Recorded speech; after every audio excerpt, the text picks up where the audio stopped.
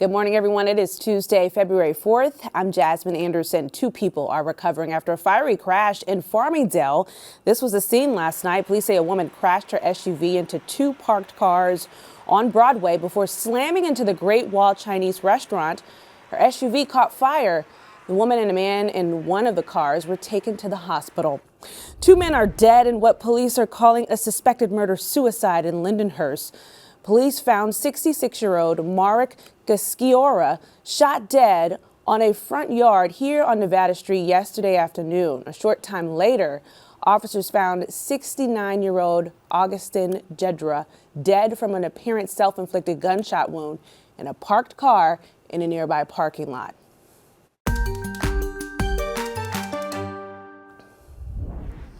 Only Newsday, new hope for Long Islanders battling the island's opioid addiction crisis. We were told that none of this was addictive 11, 12 years ago.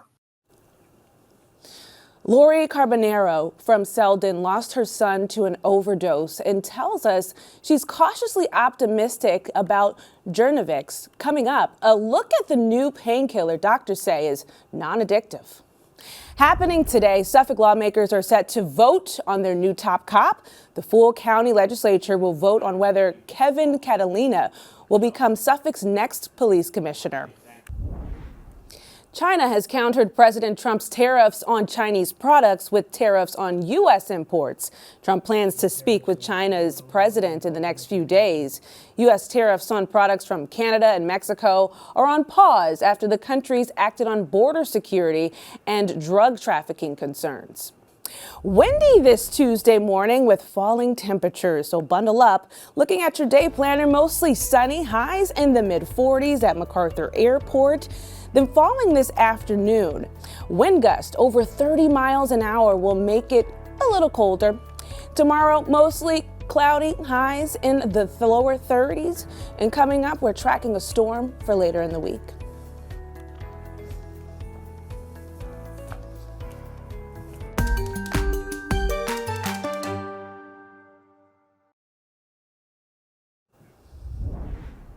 Only a Newsday. Some Long Islanders are hopeful about a newly approved non-addictive painkiller.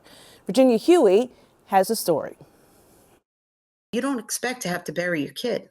Lori Carbonero of Selden says her 22-year-old son Nicholas struggled with opioid addiction for years after being prescribed painkillers following gallbladder surgery. Every time you went back, they gave him more. Nicholas died of an overdose in 2014. We were told that none of this was addictive 11, 12 years ago. That's why Lori is cautiously optimistic about the FDA's approval of a new non-opioid pain medication, the first in a quarter century. It's called Jernavix. The oral medication is designed to eliminate the risk of addiction and overdose associated with opioids. This works in right where the injury is, and it stops the transmission of the pain from the site of injury to the brain.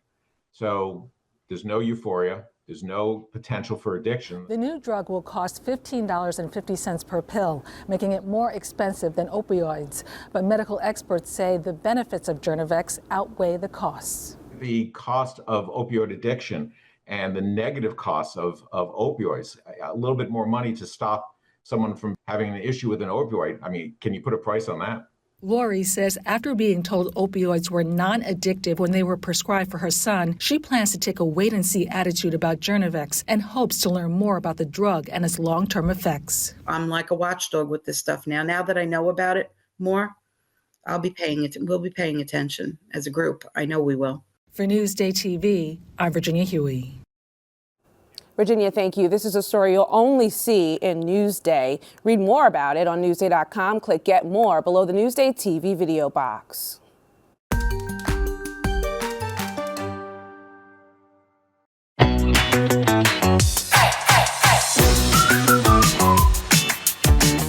Have a seat. We're cutting hair. Just kidding. I'm just kidding.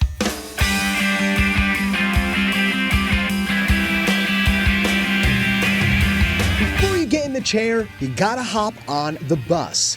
The Get Chopped mobile barber bus, that is. So my name is Mike Rizzo, owner and operator of Get Chopped Mobile Barber Bus. I've been cutting hair for about 25 years. The four-wheeled idea came to Rizzo during the height of COVID, when most barbershops had to close and customers preferred their privacy. Decided to let's change it up. Let's go to people instead of have them come to me. And now, more than 5 years later, Rizzo is still cutting hair outside of his clients' homes. It's been like, wow, I can't believe you could do this.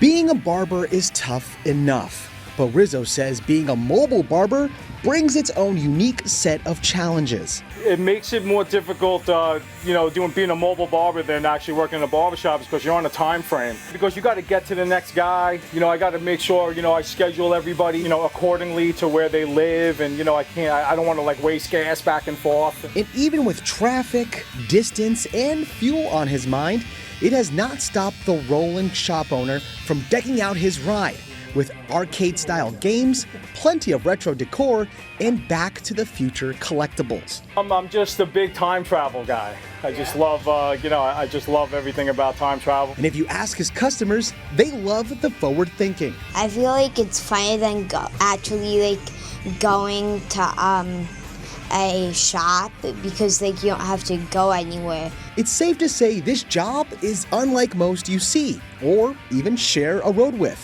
But to Rizzo, it could be the future of haircuts, so long as you have the fuel and heart to run it. I just want to be unique. I want to be different than every other barber that they go see. Ken Bufa, NewsdayTV.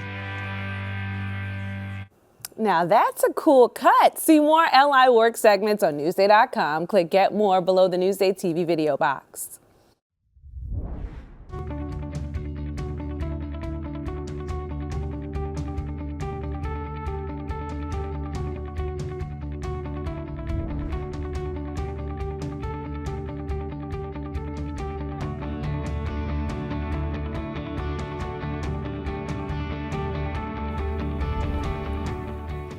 Another check of the weather for you. Here's a look at your 7-day forecast. We're tracking some light snow possible for late tomorrow and rain, snow, and sleet on Thursday. That's a look at your 7-day forecast.